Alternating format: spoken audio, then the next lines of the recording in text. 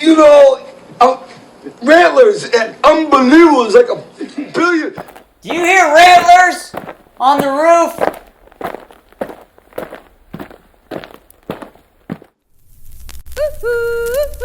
Ladies and gentlemen, and welcome to the Mahoning Drive-In Theater, the largest single-screen drive-in in the United States.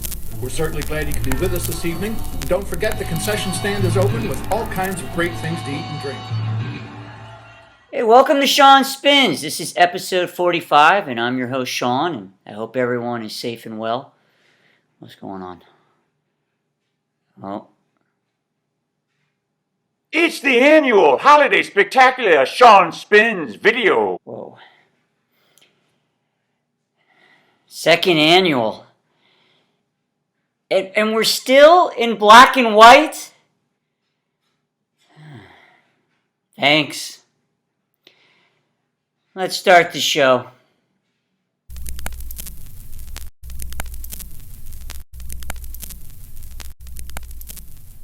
Happy holidays to anyone that is celebrating. Let's get into the review for episode 45. For episode 45, we're going to be reviewing a band from Tokyo, Japan, the 5678 live at Third Man Records.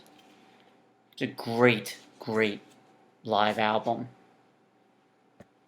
The 5678 has gone through many members and has been a power trio for some time now. The band consists of Ronnie, Sakiko, and Akiko. Great band. One part surf, one part garage, one part punk, a little bit country, all around rock and roll. It's a great, great band. Last couple weeks I've been trying to figure out how I got into the band. I remember buying this CD in college, 5678, and I think it was like the only one in town for the 5678. And I particularly remember one of the reasons I got it is to the design and the photo reminded me very much of a band I love, the Ronettes. I liked the CD right away. And like I said, I can't remember if the CD, I just randomly saw it and the graphics, the photo reminded me of the Ronettes, I got it. Or possibly, it might have been a lot of people were exposed to the sounds of the 5678 when they appeared in the Quentin Tarantino movie, Kill Bill.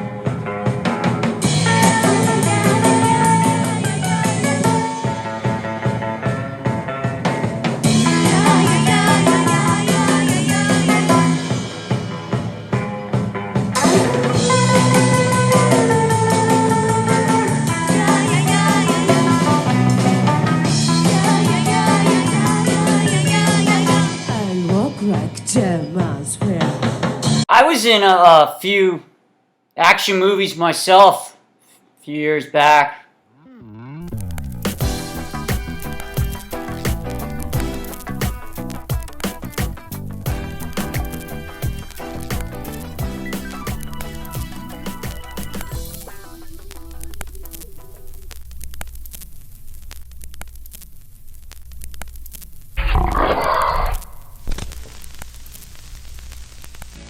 He thought he found a place for him and his best friend. They were so happy, yet the gangs wouldn't allow it. They kidnapped his dog. Well, this winter, you have awakened a sleeping dragon. Strength of the bear, sight of the hawk, might of the mosquito is back in Cryman Part 3. In 3D, and this time his family's helping. Warrior of the Wolverine, speed of the gazelle, power of the eagle. Action! Suspense! Romance! Karate Man 3! And this time, he's learned who the leader of the gang is. And he will face his worst enemy of all. But he will learn he will do anything to get back his best friend. Karate Man Part 3! Coming at you in 3D.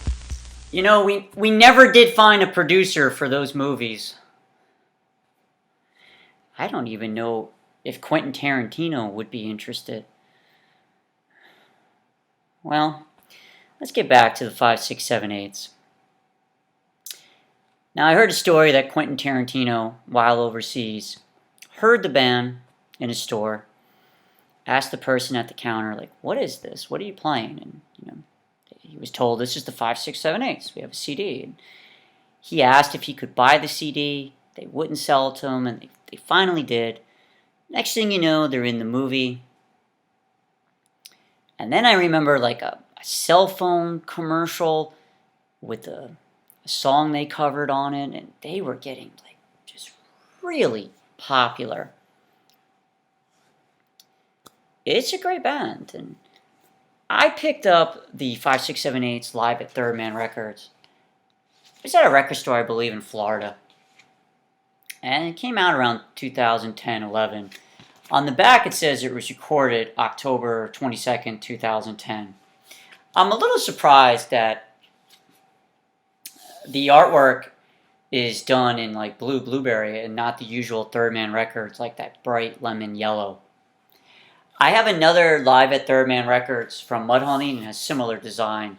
This one has a picture of the band playing and, very simple. It works though. It has a feeling of a 1950s release.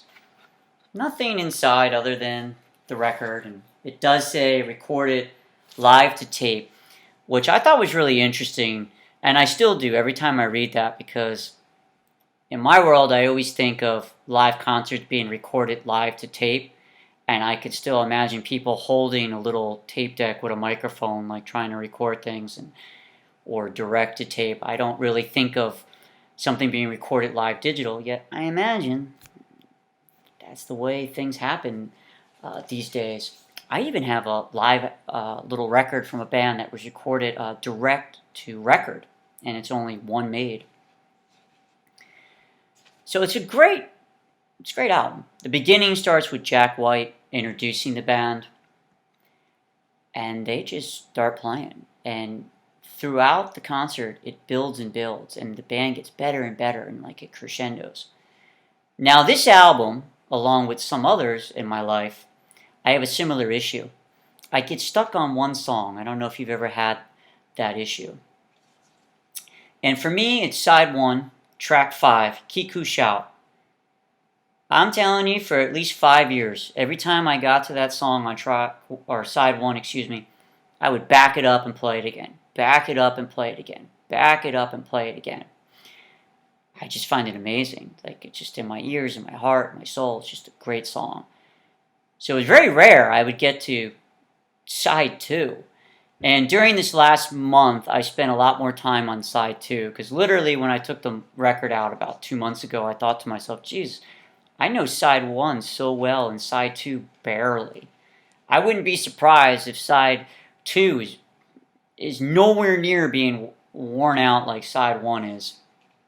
Now, side 2, in the last month of listening to, I've been getting stuck on track 2, Teenage Mojo Workout. What a great song. Great. Maybe I like these songs because they're from the band and they're not cover songs, yet these two on the album are my favorite. I also like on 3 Cool Chicks, just like on the CD. You have this great conversation between the band on that song. Now, a few of the songs on the album are a little longer and different and kind of slow down compared to my CD from the studio. As I said, though, my 2 favorites are Kiku Shout and Teenage Mojo Workout, which were both not on the CD I have. The CD I have has a lot of other songs that I would consider people would know as their hits. It's a great album. On the album itself, it does list Ronnie, vocals, guitar, which to me goes even more into my thoughts of the band being like the Ronettes, using, Ronnie. Omo on bass, background vocals, percussion. Chico, drums, percussion, background vocals. We have someone on keys and steel guitar. And we also have Jack White on guitar. 2010, and I remember I think I might have paid $10 for this. And I bought a copy for my niece a couple years ago for the holidays because it's a great album and I think everyone should own a copy. Like I said, one part garage, one part punk, one part surf, little country, all around rock and roll. It's music that makes you feel like just getting in your socks and start dancing. Or even if you're sitting down, you just start moving. And you can't help it. It gets into your soul. It's great. It's great music. So I highly recommend the 5, 6, 7, 8s. Until next time, I hope everybody's safe and well, and I believe that's it for episode 45. What the? You mean to tell me all this time the camera has been operated by the clapper? So I could have changed it to color film anytime? Well, that's it for episode 45, and until next time, I hope everybody's safe and well, and be nice to each other, and take care.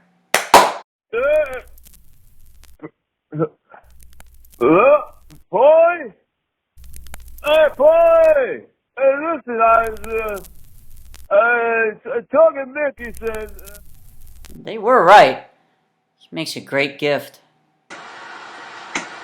On his Hilly Flitcraft, he only had one summer with the Phillies. There goes a couple of plows demonstrating what I said.